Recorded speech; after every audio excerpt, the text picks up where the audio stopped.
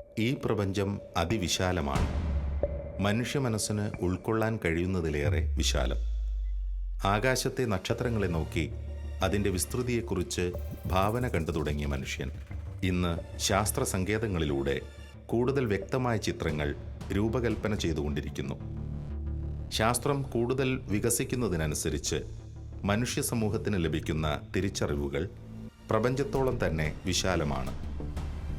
ശാസ്ത്രത്തിൻ്റെ സൂക്ഷ്മ നേത്രങ്ങളിലൂടെ തൊട്ടറിയുന്ന വിസ്മയകരമായ യാഥാർത്ഥ്യങ്ങൾ ആധുനിക മനുഷ്യൻ്റെ ധാരണകളെയും ഭാവനകളെയും വിപ്ലവകരമായി സ്വാധീനിക്കുന്നു.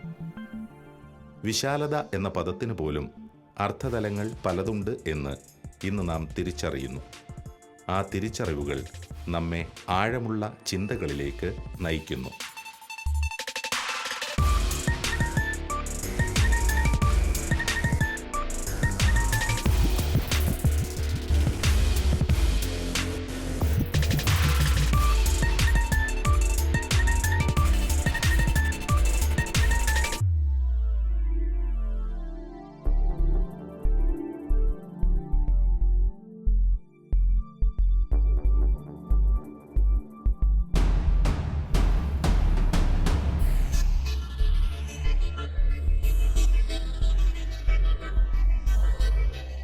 ശാസ്ത്രത്തിൻ്റെ പുരോഗതിയെക്കുറിച്ച് സാങ്കേതിക ജ്ഞാനം വിരളമായ സാധാരണക്കാർ പോലും അതിശയത്തോടെ ചർച്ച ചെയ്യുന്ന ചില ശാസ്ത്രീയ നേട്ടങ്ങളുണ്ട്. അത് സമീപകാലത്ത് സംഭവിച്ച വിവര സാങ്കേതിക വിദ്യയിലെ കുതിച്ചുചാട്ടമാണ്. കൈപ്പിടിയിലൊതുങ്ങുന്ന മൊബൈൽ ഫോണുകൾ വലിയ വിപ്ലവങ്ങൾ സൃഷ്ടിച്ചുകൊണ്ടിരിക്കുന്നു. ചില പതിറ്റാണ്ടുകൾക്ക് മുമ്പ് വരെ സ്വപ്നം പോലും കാണുവാൻ കഴിയുമായിരുന്നില്ലാത്ത എണ്ണമറ്റ സൗകര്യങ്ങളും സംവിധാനങ്ങളും വിരൽ തുമ്പിലെത്തിക്കുവാൻ മൊബൈൽ ഫോൺ എന്ന കൊച്ചുപകരണത്തിന് കഴിഞ്ഞിരിക്കുന്നു. വളരെ ചെറുതിൽ ഒരു ലോകത്തെ തന്നെ ഉൾക്കൊള്ളിക്കുവാൻ ശാസ്ത്രത്തിന് സാധ്യമാണ്. ഐതിഹാസികമായ ഒരു യാത്രയിലാണ് ശാസ്ത്രരംഗം. 6 പതിറ്റാണ്ടുകൾക്ക് മുമ്പ് ഉയർന്ന ഒരാശയത്തിന് പിന്നാലെയുള്ള മഹത്തായ യാത്ര. ഏറ്റവും ചെറുതിലേക്കുള്ള യാത്രയാണ് അത്. പൂർണ്ണ ഫലപ്രാപ്തിയിലെത്തിയാൽ ഇന്ന് നാം കാണുന്ന സൂക്ഷ്മതയിലെ അത്ഭുതങ്ങൾ അവയ്ക്ക് മുന്നിൽ നിഷ്പ്രഭമായേക്കും. ഏറ്റവും സൂക്ഷ്മമായവ ഉപയോഗിച്ച് വലിയ ലക്ഷ്യങ്ങൾ നേടിയെടുക്കുവാൻ വികസിപ്പിക്കപ്പെട്ടുകൊണ്ടിരിക്കുന്ന ആ സാങ്കേതിക വിദ്യയാണ് nano technology. 1959 California institute of ടെക്നോളജിയിൽ അമേരിക്കൻ ഫിസിക്കൽ സൊസൈറ്റിയെ അഭിസംബോധന ചെയ്തുകൊണ്ട് പ്രമുഖ ക്വാണ്ടം ഭൗതിക ശാസ്ത്രജ്ഞനായ റിച്ചാർഡ് ഫെയ്ൻമാൻ ഒരു പ്രഭാഷണം നടത്തുകയാണ്. അവിടെ അദ്ദേഹം പറയുകയാണ്, there is plenty of space at the bottom. അതായത് അടിത്തട്ടിൽ ഇഷ്ടംപോലെ ഒരുപാട് സ്ഥലമുണ്ട് എന്ന് പറയും. അദ്ദേഹം വിഭാവനം ചെയ്യുന്ന അടിത്തട്ടെന്ന് പറയുന്നത് പദാർത്ഥത്തിൻ്റെ അടിത്തട്ടാണ്. അതായത് ഏറ്റവും മൈന്യൂട്ടസ്റ്റ് ലെവലിലേക്ക് പദാർത്ഥത്തെ വിഭജിച്ച് ചെന്ന് കഴിയുമ്പോൾ നമ്മൾ കണ്ടെത്തുന്ന ആറ്റത്തിനും അതിനും അപ്പുറത്തേക്ക് ചെല്ലുമ്പോൾ വല്ലാത്ത ഒരു ബൃഹത് പ്രപഞ്ചം തന്നെ അവിടെ അനാവരണം ചെയ്യുന്നത് അത്രയെന്ന് പറയും. റിച്ചാർഡ് ഫെയ്ൻമാൻ്റെ ഈ പ്രസ്താവനയാണ് ഇന്ന് ശാസ്ത്രത്തിലെ ഒരു സുപ്രധാന മുന്നേറ്റമായ നാനോ ടെക്നോളജി, നാനോ സയൻസ് എന്ന പ്രസ്ഥാനത്തിന് തന്നെ ആരംഭം കുറിച്ചത് എന്ന് വേണമെങ്കിൽ കരുതാവുന്നതാണ്. ഫെയ്ൻമാൻ്റെ പ്രസ്താവന സൂചിപ്പിക്കുന്നത് പോലെ തന്നെ പദാർത്ഥത്തിൻ്റെ ഒത്തിരി അനന്ത സാധ്യതകൾ ഈ ആറ്റത്തിൻ്റെ തലത്തിലേക്ക് എത്തുമ്പോൾ പദാർത്ഥത്തെക്കുറിച്ച് നമ്മൾ മനസ്സിലാക്കിയെടുക്കുകയാണ്. ഈ പദാർത്ഥത്തിൻ്റെ വിസ്മയങ്ങളും സാധ്യതകളും തിരിച്ചറിഞ്ഞ് അതിനെ കൺട്രോൾ ചെയ്യുന്ന സാങ്കേതിക വിദ്യയെ പ്രയോജനപ്രദമായ രീതിയിൽ സാങ്കേതിക വിദ്യയായിട്ട് വളർത്തിയെടുക്കുവാനുള്ള പരിശ്രമത്തെയാണ് നമ്മൾ നാനോ ടെക്നോളജി എന്ന് പറയുന്നത്. ഇന്ന് ഒത്തിരി അന്താരാഷ്ട്ര സംരംഭങ്ങൾ ഹ്യൂജ് എമൗണ്ട് ഈ നാനോ ടെക്നോളജി ഗവേഷണങ്ങൾക്ക് വേണ്ടി ചെലവഴിക്കുന്നുണ്ട്. അതോടൊപ്പം തന്നെ അവയുടെ ധാർമ്മികവും നിയമപരവും സാമൂഹികവുമായ പ്രത്യാഘാതങ്ങളെക്കുറിച്ച് പഠിക്കുന്നതിനും ഒരുപാട് തുക ഇന്ന് സർക്കാരുകൾ ചെലവഴിക്കുന്നുണ്ട്. അതുതന്നെ സൂചിപ്പിക്കുന്നത് ഒത്തിരിയേറെ നൈയാമിക, ധാർമ്മിക, ദാർശനിക പ്രശ്നങ്ങൾ പേറുന്നവയാണ് നാനോ ടെക്നോളജി ഗവേഷണ മേഖല എന്നുള്ളതാണ്. ഇന്നത്തെ നമ്മുടെ ലൈറ്റ് ഓഫ് ട്രൂത്തിൻ്റെ എപ്പിസോഡിൽ നമ്മൾ ചർച്ചാ വിഷയമാക്കുന്നത് നാനോ ടെക്നോളജിയും അതിൻ്റെ ധാർമ്മിക, താത്വിക വശങ്ങളുമൊക്കെ ആയിരിക്കും.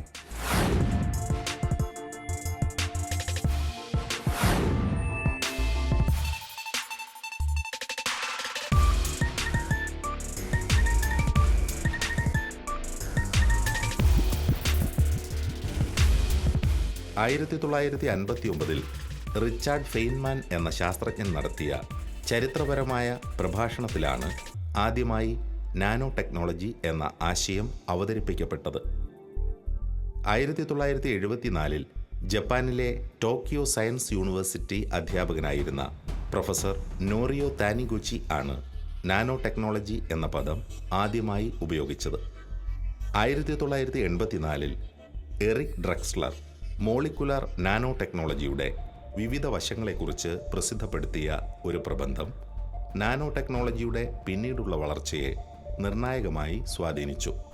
1980കളിൽ വികസിപ്പിക്കപ്പെട്ട സ്കാനിംഗ് ടണലിംഗ് മൈക്രോസ്കോപ്പ് എന്ന ഉപകരണം നാനോ ടെക്നോളജിയുടെ ചരിത്രത്തിലെ നാഴികക്കല്ലാണ്. അതിസൂക്ഷ്മ കണികകളെ തിരിച്ചറിയാൻ ഈ ഉപകരണം സഹായിച്ചു. 1986 നോബൽ സമ്മാനത്തിന് അർഹമായ ബക്കിബോൾ എന്ന കാർബൺ തന്മാത്രയുടെ കണ്ടുപിടുത്തവും 1991 വികസിപ്പിച്ചെടുത്ത അതിസൂക്ഷ്മ നാനോ ട്യൂബുകളും നാനോ സാങ്കേതിക ഗവേഷണ രംഗത്ത് വഴിത്തിരിവുകൾ സൃഷ്ടിച്ചു. ഇലക്ട്രോണിക്സ്, വൈദ്യശാസ്ത്രം, ഓട്ടോമൊബൈൽ, കെട്ടിട നിർമ്മാണം, കൃഷി, ഊർജം എന്നിങ്ങനെ നിരവധി സാങ്കേതിക രംഗങ്ങളുമായി ബന്ധപ്പെട്ട എണ്ണമറ്റ ഗവേഷണങ്ങളിലാണ് ഇന്ന് ഒട്ടേറെ ശാസ്ത്രജ്ഞർ. നാളത്തെ ലോകത്തിൻ്റെ മുഖച്ഛായയെ നിർണ്ണയിക്കാൻ പര്യാപ്തമാണ് നാനോ സാങ്കേതികതയുമായി ബന്ധപ്പെട്ട അനന്ത സാധ്യതകൾ. നാനോ ടെക്നോളജിയിൽ നാനോ എന്നുള്ള വാക്ക് വരുന്നത് ഗ്രീക്ക് വാക്കായ നാനോസിൽ നിന്നാണ്. നാനോസ് എന്ന് പറഞ്ഞാൽ ഡ്വാർഫ് അല്ലെങ്കിൽ കുള്ളൻ എന്നാണ് അർത്ഥം. നാനോമീറ്റർ സ്കെയിലിലുള്ള ഒബ്ജക്ട്സിനെ മാനിപ്പുലേറ്റ് ചെയ്യുന്ന ടെക്നോളജിയാണ് നാനോമീറ്റർ. എന്താണ് നാനോമീറ്റർ സ്കെയിൽ? നാനോമീറ്റർ സ്കെയിൽ എന്ന് പറഞ്ഞു കഴിഞ്ഞാൽ ഇങ്ങനെ നമുക്ക് മനസ്സിലാക്കാം. ഒരു മീറ്ററിൻ്റെ 1000-1 ഒരു മില്ലിമീറ്റർ, ഒരു മില്ലിമീറ്ററിൻ്റെ 1000-1 ഒരു മൈക്രോമീറ്റർ, ഒരു മൈക്രോമീറ്ററിൻ്റെ 1000-1 നാനോമീറ്റർ. ഒരു നാനോമീറ്റർ എത്ര ചെറുതാണ് ഊഹിക്കാവുന്നതേ ഉള്ളൂ. ഒരു ആറ്റത്തിൻ്റെ സൈസ് സാധാരണ 0.1 നാനോമീറ്റർ മുതൽ 0.53 സീഷ്യം, അതാണ് ഏറ്റവും വലിയ ആറ്റം, ആ സൈസിലാണ്. അതുകൊണ്ട് ആറ്റമിക് സ്കെയിലിൽ ഒബ്ജക്ട്സിനെ മാനിപ്പുലേറ്റ് ചെയ്യുന്ന ടെക്നോളജിയാണ് നാനോ ടെക്നോളജി. പ്രധാനമായിട്ടും നമ്മൾ ഈ സയൻറ്റിഫിക് വേൾഡിൽ മൈക്രോ ലെവൽ, മാക്രോ ലെവൽ നമ്മൾ പറയും. അപ്പോൾ മൈക്രോ ലെവലിലാണ് ഇത്രയും നാളത്തെ നമ്മുടെ റിസർച്ചുകളൊക്കെ നടന്നുകൊണ്ടിരിക്കുന്നത്. അപ്പോൾ അതിൽ നിന്ന് ഒരുപടിയും കൂടെ ചെറുതായിട്ട് ചിന്തിക്കുന്ന, അല്ലെങ്കിൽ അതിൽ നിന്ന് ഒരുപടിയും കൂടെ ഇറങ്ങി വന്ന് ചിന്തിക്കുന്ന രീതിയാണ് നാനോ ടെക്നോളജി എന്ന് പറയുന്നത്. ഇപ്പോൾ 10⁻⁹ മീറ്റർ, അപ്പോൾ അതാണ് നാനോ സ്കെയിൽ എന്ന് പറയുന്നത്. അപ്പോൾ നമ്മുടെ ഒരു മുടിനാര് ഇഴയെടുത്ത് കഴിഞ്ഞാൽ അത് ഈ ഏകദേശം 25,000 നാനോമീറ്റർ ആയിരിക്കും അതിൻ്റെ സൈസ്. അപ്പോൾ നമുക്കതിൻ്റെ ഇത് ഇമാജിൻ ചെയ്യാൻ വേണ്ടി പറ്റും. അപ്പോൾ അത്രയ്ക്ക് ചെറിയതായിട്ടുള്ള ഡയമെൻഷനിലോട്ട് നമ്മൾ ഇറങ്ങി വന്ന് ആ ടെക്നോളജി നമ്മൾ യൂസ് ചെയ്ത് ഉപയോഗിക്കും. അതാണ് നാനോ ടെക്നോളജി എന്ന് പറയുന്നത്. നാനോ ടെക്നോളജി എന്ന വാക്ക് കോയിൻ ചെയ്തത് നോറിയോ ടാനിഗൂച്ചി എന്ന് പറഞ്ഞ ഒരു ജാപ്പനീസ് ശാസ്ത്രജ്ഞനാണ്. 1974 അന്ന് അദ്ദേഹം പറഞ്ഞത് ആറ്റോമിക് സ്കെയിലിൽ ഒബ്ജക്ട്സ് മാനിപ്പുലേറ്റ് ചെയ്യുന്ന ടെക്നോളജിയാണ് നാനോ ടെക്നോളജി എന്നാണ്. പിന്നീട് 80കളിൽ അറ്റോമിക് ഫോഴ്സ് മൈക്രോസ്കോപ്പിയും സ്കാനിംഗ് ടണൽ മൈക്രോസ്കോപ്പിയും വന്നതോടുകൂടിയാണ് നാനോ ടെക്നോളജി വികസിച്ചത്. 90കളിൽ carbon nano tube, 1991 carbon nano tube കണ്ടുപിടിച്ചു. അതുപോലെ തന്നെ റിച്ചർഡ് സ്മോളി, ബക്മിൻസ്റ്റർ ഫുള്ളറിൻ എന്ന് പറഞ്ഞ കാർബൺ വെച്ചുള്ള ഒരു ഫുട്ബോൾ സൈസിലോ ഫുട്ബോൾ പോലെ ഷേപ്പുള്ള ഒരു മോളിക്യൂൾ അത് സിന്തസൈസ് ചെയ്തു. അങ്ങനെ നാനോ ടെക്നോളജി വളരെ ഡെവലപ്പ് ചെയ്ത് വന്നു. 90കളിലും 2000-ന്റെ തുടക്കം മുതലാണ് നാനോ ടെക്നോളജി എല്ലായിടത്തും പോപ്പുലർ ആവാനായിട്ട് തുടങ്ങിയത്.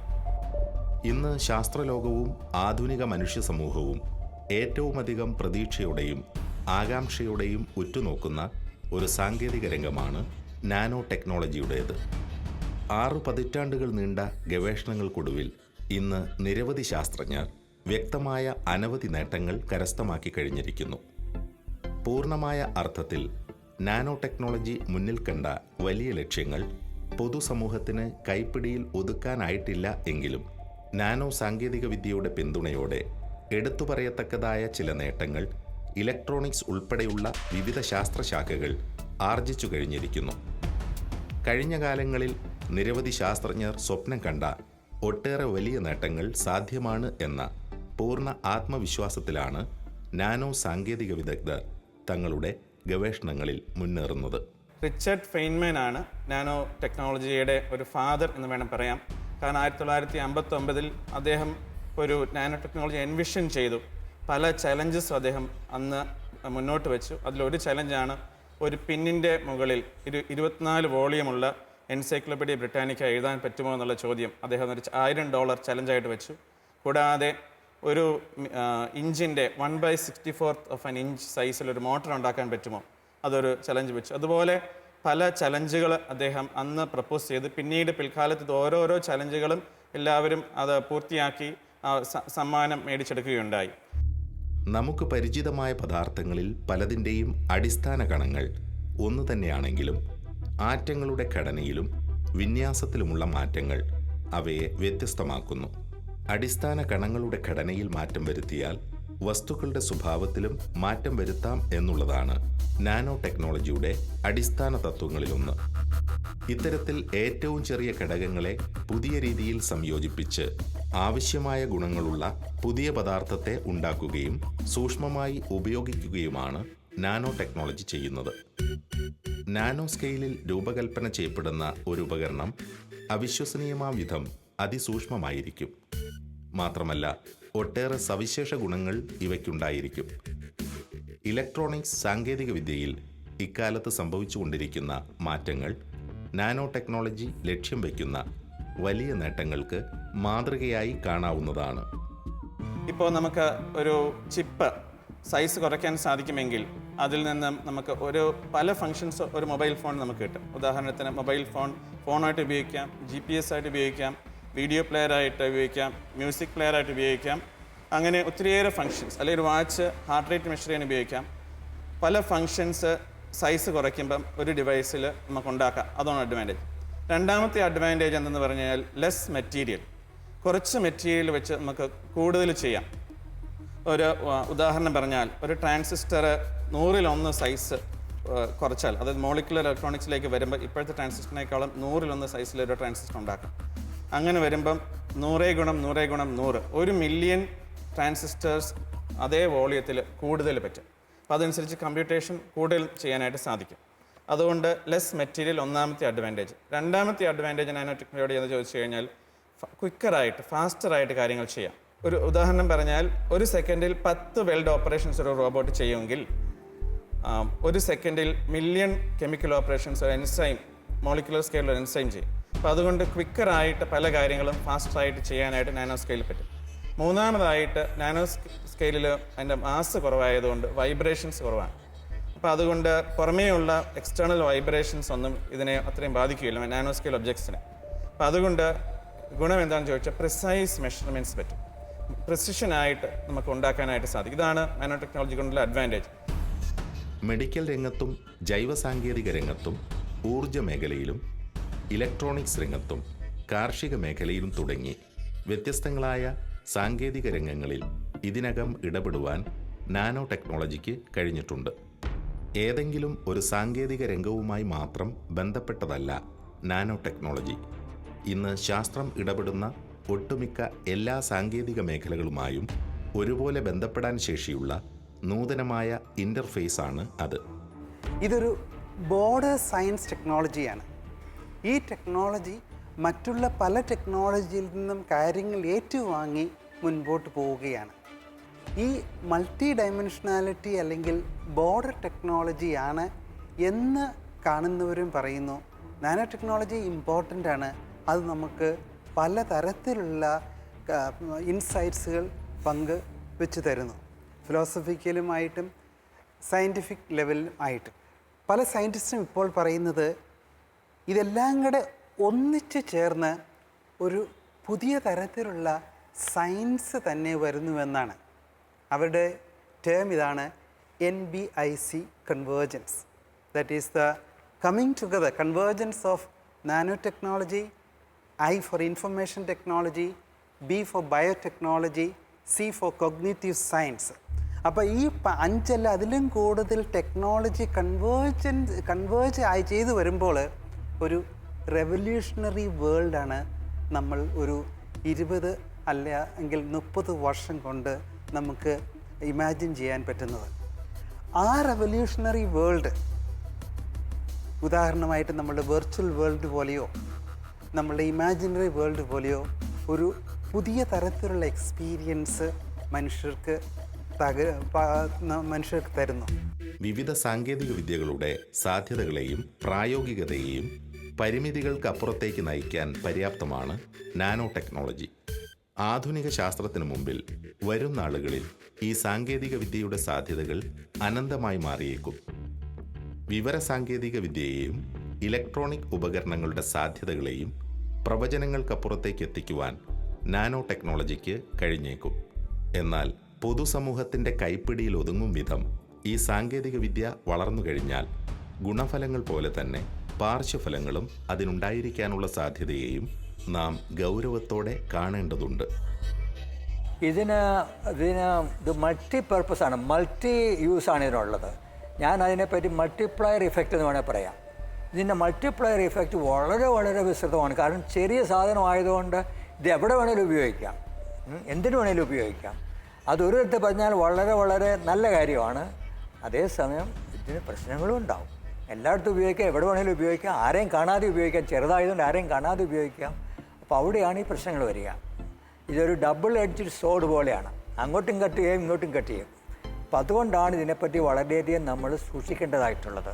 അതുകൊണ്ടാണ് ധാർമ്മികമായിട്ടുള്ളതും അതുപോലെ തന്നെ മോറലായിട്ടുള്ളതുമായ കാര്യങ്ങൾ, എത്തിക്കലായിട്ടുള്ള കാര്യങ്ങളെ പറ്റി നമ്മൾ കൂടുതൽ ശ്രദ്ധിക്കേണ്ടതായിട്ടുള്ളത്. ഞാൻ ഇതിനു മുമ്പ് പറഞ്ഞതുപോലെ സയൻസ് സ്റ്റാർട്ട് ചെയ്തപ്പോൾ ഫൗണ്ടിങ് ഫാദേഴ്സ് സയൻസിൻ്റെ ഉദ്ദേശം ഇതായിരുന്നു: science by humans and for humans. Science എപ്പോഴും മനുഷ്യരുടെ ഗുണത്തിന് വേണ്ടി, മനുഷ്യജാതിയുടെയും അതുപോലെ സൃഷ്ടിയുടെയും ഗുണത്തിന് വേണ്ടി മാത്രമേ ഉപയോഗിക്കാവുള്ളൂ. അല്ലാതെ അതിൻ്റെ ദോഷത്തിന് വേണ്ടി ഒരിക്കലും ഉപയോഗിക്കാൻ പാടില്ല എന്നാണ്.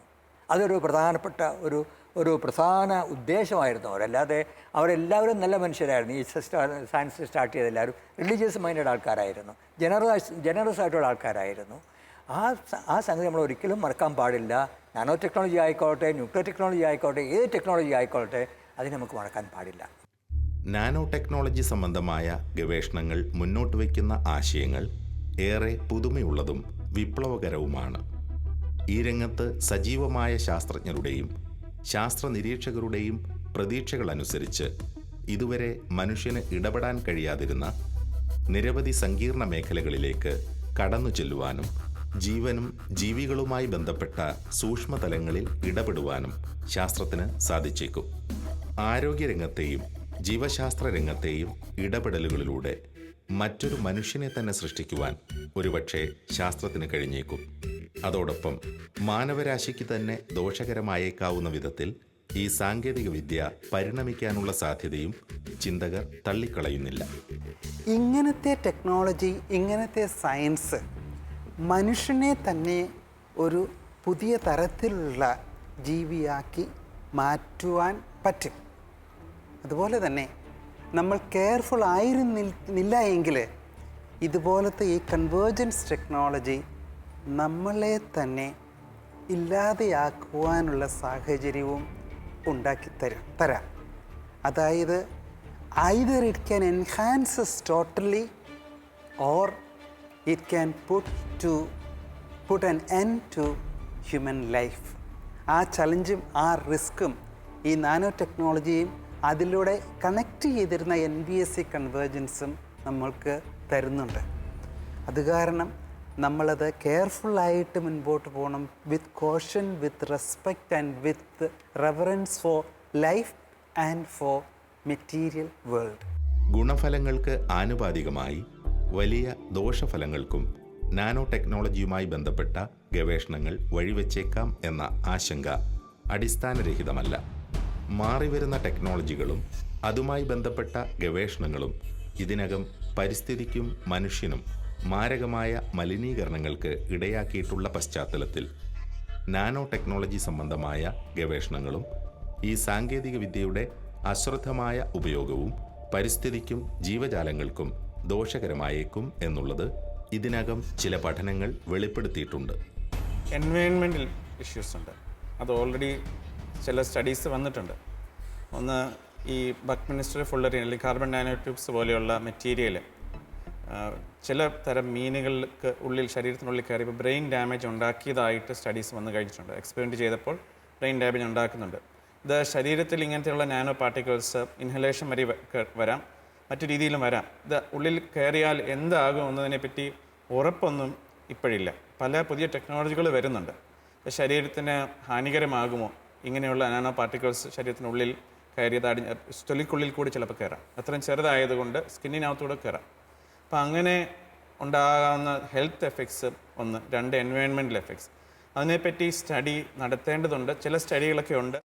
പക്ഷേ ഇതൊക്കെ തുടക്കം മാത്രമാണ്. ഒത്തിരിയേറെ നേരത്തെ അച്ഛൻ പറഞ്ഞതുപോലെ ഇത് ഡബിൾ എഡ്ജ് സോഡാണ്. നന്മയുണ്ടാകാം, തിന്മയുണ്ടാകും. അത് എങ്ങനെ ഉപയോഗിക്കുന്നു അനുസരിച്ചിരിക്കും. മനുഷ്യൻ്റെ ഇച്ഛയാണ് ഇവിടെ പ്രധാനം. എങ്ങനെ അത് ഉപയോഗിക്കുന്നത്. നന്മയുണ്ടാക്കാം, വേണമെങ്കിൽ അറ്റോമിക് എനർജി പോലെ തന്നെ നന്മയും തിന്മയും ഉണ്ടാക്കാം. അത് ഇവിടെയും ബാധകമാണ്.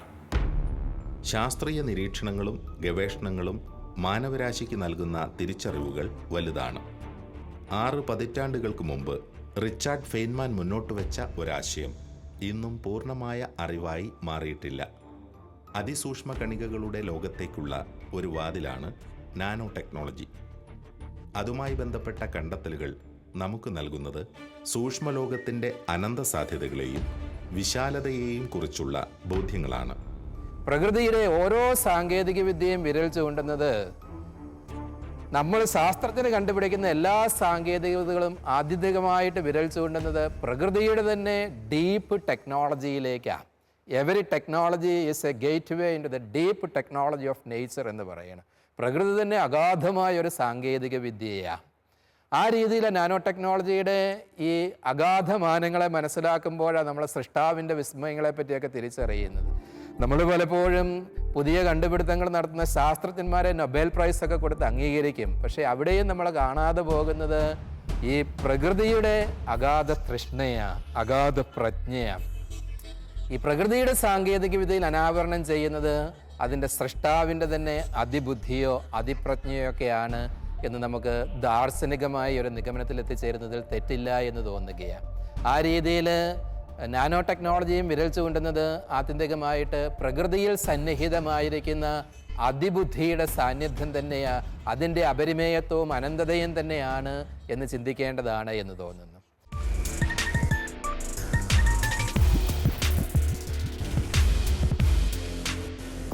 ചെറുതിലാവട്ടെ വലുതിലാവട്ടെ പ്രകൃതിയുടെ അതിപ്രജ്ഞ വിസ്മയകരമാം വിധം സന്നിഹിതമാണ് എന്നുള്ളതാ.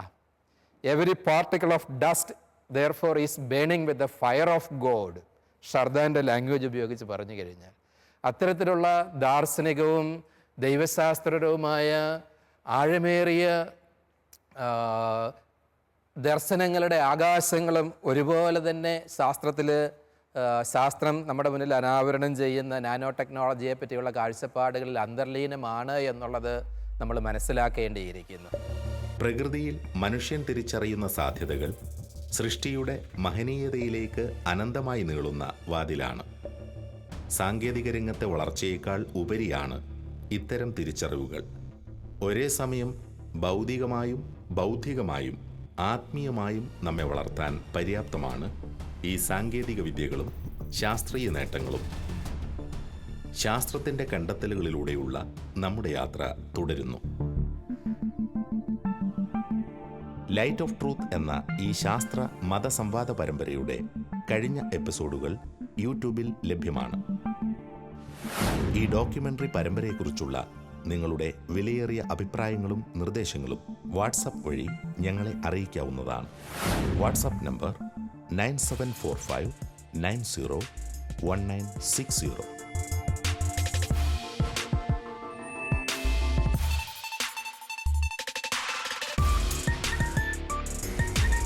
മനുഷ്യൻ എവിടെ നിന്ന് വന്നു, മനുഷ്യൻ എങ്ങനെ മനുഷ്യനായി, ഇതൊരു വളരെ വളരെ അഗാധമായ അടിസ്ഥാനപരമായ ഒരു ചോദ്യമാണ്. പ്രകൃതിയിലുള്ള ജീവജാലങ്ങൾ അവരുടെ സർവൈവലിന് വേണ്ടിയിട്ട് സ്ട്രഗിൾ ചെയ്യുകയും ആ സ്ട്രഗിളിൽ ഏറ്റവും ഫിറ്റായിട്ടുള്ളത് സർവൈവ് ചെയ്യുകയും ചെയ്യുന്നു. അപ്പോൾ അതിനെ വളരെ ലളിതമായിട്ട് പറഞ്ഞു കഴിഞ്ഞാൽ സർവൈവൽ ഓഫ് ദ ഫിറ്റസ്റ്റ് എന്ന് പറയും.